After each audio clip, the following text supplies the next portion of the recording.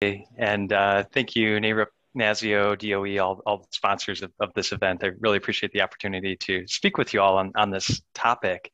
And what I'm going to be covering is the supply side DER, so sources of energy. And then Marianne in the next presentation is going to be looking a little bit more at the load side.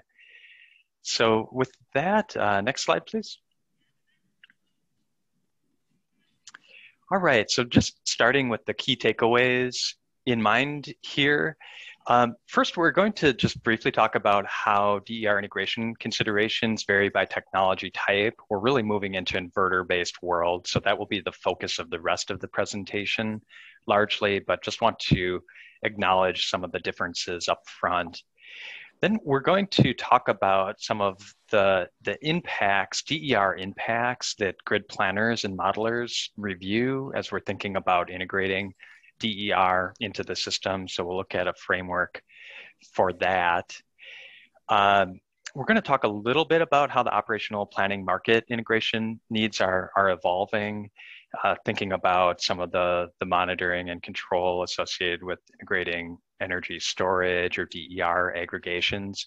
It's really a changing world for DER on the market front, and that matters for how we integrate DER into the system. Then we're going to talk a little bit about the control side. So DER does have local controls, but it can also be controlled from centralized systems, and that becomes increasingly important as we get higher penetrations and think about really integrating DER as an essential resource on the system.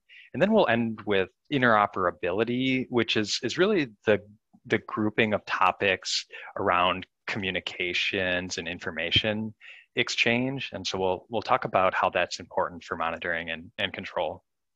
Next slide, please. So next, please, we're going to start with a brief overview of the technologies. So I mentioned that the impacts matter based on the technology type. And in the past, a lot of DER was rotating machines going back a number of decades. And this was a very mechanically coupled type of DER that the response was based on the physics of the magnetic fields and sort of just what's going on in that machine. And as we move into this inverter-based world, these DER are really defined, the responses are defined by software. So that opens up a great deal of flexibility, but it also opens up a greater range of responses when there's an issue on the system, for example, exactly how the DER responds.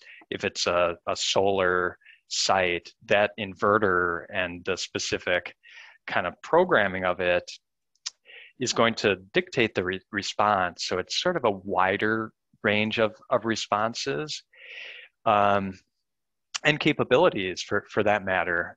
And so most inverters aren't designed to operate without the larger grid. They're often called grid following, but grid forming is becoming an increasingly important topic as we think about microgrids and inverters and DER to really support the system as inverters become the dominant type of generation, both on the distribution side and on the bulk system side. Next slide, please. So this is an image of the inverter controls. We're not going to get into the technical details, but what I did want to point out from this slide is that an inverter is taking the direct current from a solar panel and really chopping up that energy into a waveform that mimics the grid and basically just follows the grid. And this is that software defined response where an inverter is just looking to inject energy into the grid based on the signal that the grid is giving. That's the model of inverters for DER in grid connected mode that we see going on the system today. Next slide, please. when we think of energy storage, okay, there was something I want to say about energy storage before we move on, in that energy storage has another layer of software controls on top of those inverter controls that we're just looking at. And that opens up another range of capabilities and responses that we won't go into as much detail on today, but just wanted to mention that. So next slide, please.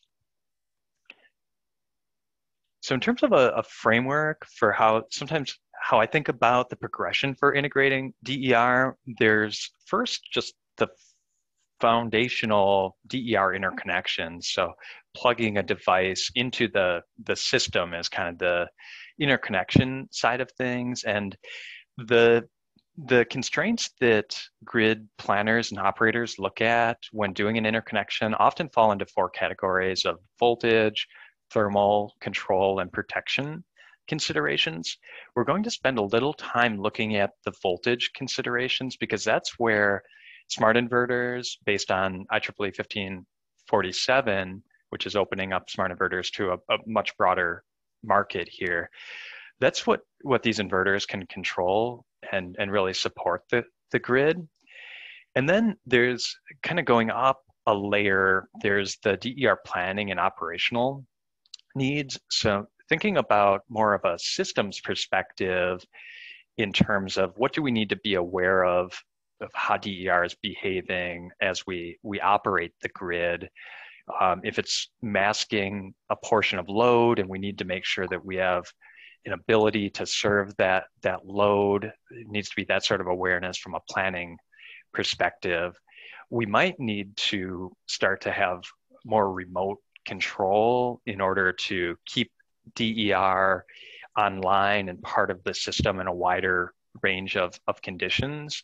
And then there's this bulk system reliability perspective. You might hear terms like ride through, and we're going to talk a little bit about that, how DER is becoming much more critical for supporting the bulk system, and it can have a meaningful impact on the bulk system if it all goes away suddenly in some sort of mass tripping event. So we need to think of kind of that higher level beyond the distribution system perspective as we're integrating DER. Going one step further, there's thinking of DER as an integrated resource that can provide capacity services, maybe as an alternative to upgrading a substation transformer in this kind of non-wires alternative scenario. And then there's also the market side, kind of opening up a broader range of services. So next slide, please. Going to briefly go over sort of DER impacts on the system. So this is what we're looking at is a kind of standard load only voltage profile. And that's a chart on the bottom, whereas you go further away from the substation, in a typical system, the voltage declines. Next. But as we install DER on the system, this reverse flow can cause the voltage to rise near where that DER is located. So it's really a function of that reverse power flow, and that same effect that was causing the declining voltage in the previous scenario is now causing an elevated voltage near the DER. Next. And so there's really two main ways from the DER perspective that the DER can help to manage voltage. Next. The first is consuming reactive power. So there's a component of power called reactive power, or VARs is the unit that it's measured in. And if a DER is consuming that type of power to sort of counteract the effects of the watts that it's injecting into the system, that can have a meaningful impact. And that's the basis of the smart inverter functions from a fundamental level. Next. The other way, which is a little bit less desirable, is to reduce the watts, so a lower degree of energy production at that time. And that's generally reserved as sort of a backup option because it affects the economics of the DER. And if the system is counting on this energy, it's important to try to not curtail that energy production unless it's absolutely necessary. Next, please. So then on the situational awareness front, there's a need to be aware of where DER is connected and the amount that's being produced. And this is just a brief example that we'll walk through where this large solar plant is being served near a substation to start with. And we sort of, in this situation, it's been studied. It's been studied over the range of conditions you expect throughout the year. And it's nice to have that monitoring information. But as we click to the next slide where we reconfigure this feeder, there could be an event or a maintenance type of issue where now that DER that was being served from that blue substation is now a long distance away from a different substation that it might not have been studied on. So kind of having that awareness of what the DER is producing, especially in these abnormal configurations, and how that might be affecting how close we're getting to system constraints is becoming increasingly important as DER is propagating across the system. Next slide, please. And this can be handled through a combination of monitoring and estimated DER output. I think the industry is still really trying to strike a balance and figure out what's the right role for estimation versus direct monitoring, which can be a little bit more expensive. But ultimately, having an understanding of how much DER is online at a given point in time is really, really important. Next slide, please. So now we're going to get into some of these smart inverter functions that are enabled by IEEE 1547/2018 on a broader basis. Some of these have been available in Hawaii and California for a number of years. Those states just needed to move faster than the rest of the country based on penetration levels. Next slide, please. So there are really kind of 5 main control functions that all DER will have moving forward once equipment that's certified to the standard is available. And a brief note on that, we're sort of expecting that may occur sometime around the first of the year for 2022, that there starts to become this widespread availability for this type of equipment. That equipment will have 4 of these reactive power control functions. So thinking back a few slides ago of that consuming reactive power, the Var draw, there's kind of 4 different ways to do that, 4 different controls to do that. And then there's one on that reducing the energy production. We can only enable one reactive power mode at a time, but we can stack the active power or the volt watt on top of that. And we'll look at that in one of the next slides here. So next, please. We're going to look at the volt var and the volt watt function out of that list, because these are really becoming the preferred functions for states that are adopting 1547 and smart inverter functions. It's not uniform that states are selecting these, but there does seem to be a trend emerging that these are the functions of the highest interest and perhaps the most benefit. This first one is the volt var mode, which senses and reacts to grid voltage. And what we're looking at on this chart here is on the vertical axis, we're looking at that reactive power, so the injection or absorption of that reactive power component. And that's a function of the horizontal axis, which is the system voltage. So there's a range called the dead band on this slide where nothing happens. If voltage is just a minor deviation away from the target that we're aiming for, the DER system does nothing. But as we move to the right side of the screen here, the right side of that chart, when the voltage gets higher, we try to counteract that voltage rise by gradually increasing the amount of reactive power that's consumed. And again, that reactive power is going in the opposite direction of the normal energy production. So you can think of the reactive power almost as forward power flow, whereas we're thinking of this reverse power flow from the DER itself. And that counteracting effect can have a meaningful impact on managing voltage of the system. So this is a really great function, and it does it automatically, which is an improvement over the methods that utilities have been using for many years, where you sort of pick a fixed approach, and it's not kind of looking at what are the real-time conditions on the system. Next slide, please. So a brief look at volt watt, and I tend to think of this as a soft shutdown when voltages get really high, and it relates to abnormal system configurations, which we'll look at in the next slide. But first, let's just kind of describe what this function does. And so the chart that we're showing on the screen here now, on the vertical axis, this is the active power generation. So the watts, the part that the part of energy or power, I should say, that DER gets paid for or compensated through net metering or whatever type of compensation program there is. The active power, well, why don't I describe the horizontal axis first? That's the voltage. So as you get further out to the right, the voltage is higher.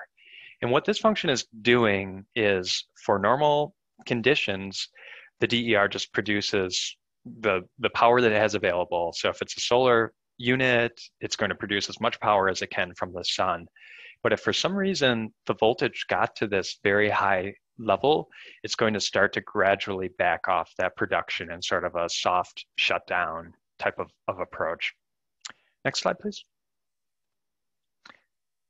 So what we're looking at here is an example of the application of the volt watt. We have a DER unit that's connected next to right next to a substation. That's a great location for DER generally, less impacts on the system. Well, if we click to the next slide, please.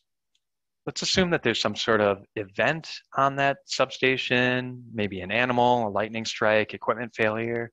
Next, please. That substation automatically is disconnected. Next. And now the DER is served from a different substation that's much further away. And this is likely a configuration that the DER wasn't studied in. And what the volt watt function can do, next please, is it will back off the power to some sort of level that is hopefully less of an impact on the system. So sort of that soft shutdown, allowing the DER to still try to produce as much power as possible, but in a configuration wasn't studied for. So this function can sort of automatically back off the power in a way that helps integrate it into the system and allows for system flexibility to switch this DER into a bunch of different configurations without necessarily needing to do a detailed engineering study on all of those configurations. Next, please. I mentioned that these functions can be stacked, and this is an approach that states are starting to take, and I think it's an effective one, where under normal voltage conditions, shown in green here, that volt var function is the primary response. And then once voltages get above the acceptable range, and there are industry standards on sort of what that utilities need to keep voltage, the range that utilities need to keep voltage within, if voltage does start to exceed that range, then this other function that we just looked at, the volt watt, can be used to start backing off the power production. If voltage gets too high, which we'll look at in a second here, in terms of abnormal conditions, the DER is going to shut down like it sort of always has. There's a range that it just isn't necessarily required to operate within. Next slide, please. So now we're going to transition. We were looking at the distribution system perspective and sort of what are the local impacts for the solar plant that's, kind of in the neighborhood level or the rooftop unit. Those are the types of impacts we're just looking at. And now we're transitioning into the transmission and bulk generation system. And the bulk power system has a different perspective on what DER needs to do compared to the distribution system. The bulk system perspective is we want DER just to hang on as long as possible for most scenarios, continue to support the system by producing power, which can act as a buffer when events start to happen. On the distribution side, there's still kind of a general philosophy of trying to trip DER off quicker to coordinate with distribution system protection if something were to go wrong with a DER not detecting that there was a system event. So there's this tension here where distribution, quicker tripping, concerned with voltage rise, the bulk system saying, hang on as long as possible. We'd really like the support. And so there's discussions going on between distribution utilities and ISOs, RTOs, or transmission operators of really how to strike that balance. Next, please. So a number of regions have gone through this discussion of ride-through, and this is specific to IEEE 1547 adoption. California, for example, or Hawaii have been implementing ride-through for some time, but now we're starting to standardize ride-through requirements over a broader swath of states. And what this is showing is PJM, ISO New England, MISO, how they've decided to really come up with a range of different philosophies and settings for how to approach striking this balance. And we're currently working with New York ISO and the distribution utilities there on the similar type of decision point. So this is a really important first kind of key decision that is needed for IEEE 1547 implementation of how to strike that balance. And it can be a longer type of discussion since there are people on the transmission side and distribution side and kind of come from different worlds, but we often recommend to start looking at this bulk system perspective quicker to determine really where these little dots should fall for your particular region. And it's best to try to coordinate these responses over as wide of a region as possible as well. And ISOs and RTOs, where there are organized markets, are a good mechanism for doing that. Next, please. So now just would like to sort of show some of the notable state activity. And this isn't comprehensive, but this is an accounting of some of the states that have started to look at IEEE 1547 implementation. NARUC passed a resolution about a year ago now, a little bit over a year ago, that recommended state commissions start really looking at this implementation and align these efforts with the availability of certified equipment. So I talked a little bit about how certified equipment may still be 9 months to a year out, maybe even a little bit more. It's a good time to start having these discussions to get prepared for this equipment being available, but we still have a little bit of time before it's available, which I think works to everybody's benefit here. Next slide, please. And then this is just a table for reference on some of the activities that are in those highlighted states. Next, please. So now we're going to briefly touch on interoperability. And this is, again, is sort of that communications information exchange. And if we go to the next slide, this gives the scope, and you can click next again, please, of really for the 1547 standard and what might be implemented in state rules. It really just looks at the interface to the DER itself and all of the upstream network and whatever system it's communicating to isn't really in scope. But what it does do for us is it allows us to standardize on how to refer to these functions. So how you describe a function in the kind of technical jargon is an information model. And then the language that you use to describe that is sort of the communications protocols. So these are really important aspects of defining the interoperability aspects of smart inverters. Next slide, please. And the types of use cases that you might use interoperability for is the real-time monitoring that we were talking about. If you need to do remote settings changes for some particular situation that a utility finds themselves in, or these centralized control schemes like an advanced distribution management system, managing DER remotely is another use case. And within that one, kind of flexible interconnections or dynamically changing the amount of power production based on system conditions, which are changing dynamically, is another type of use case. So there are a lot more than this, but just wanted to give you a flavor for the types of use cases that interoperability unlocks. Next, please.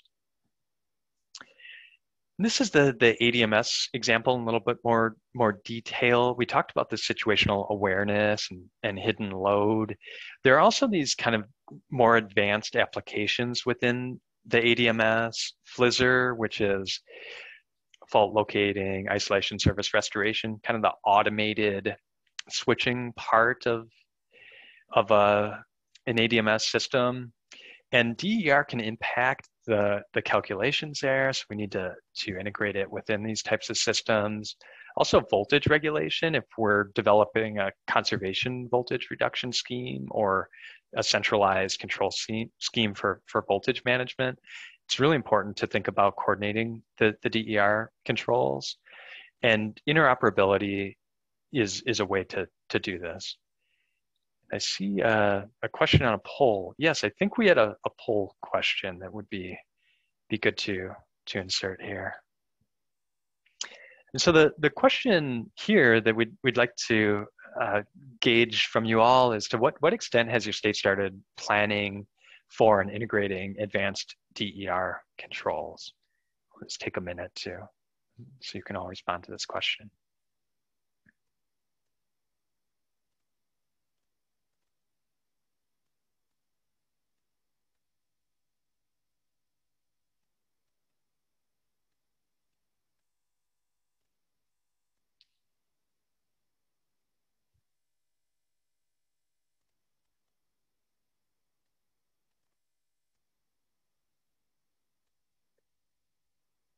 All right, looks like the poll results are in, and pretty good distribution across the different responses, with sort of the biggest response being, not quite sure where the state is currently at with integrating DER controls and smart inverters. Thank you for those responses. That's interesting. And so I believe this is my final slide. I just wanted to mention this particular image isn't necessarily exactly how the systems will be architected, but there is this need to develop sort of architectures around how DER aggregators might interact with utility distributed energy resource management systems, ADMS and SCADA systems, and cybersecurity is a pretty critical component of that as well. So this is sort of a future need that we can just wanted to include as an example. And with that, next, please. These are the takeaways that we started at with the top, so I won't necessarily go over those again in the interest of time. Next slide, please. A few key questions that states can ask about DER integration. This again is a reference slide, and then one more reference slide on the next is some resources for more information. So just looking at the time, I think that's where we'll leave it for this presentation, and look forward to your questions. And if you'd like to talk more, please do sign up for office hours. I'd be happy to try to answer any additional questions.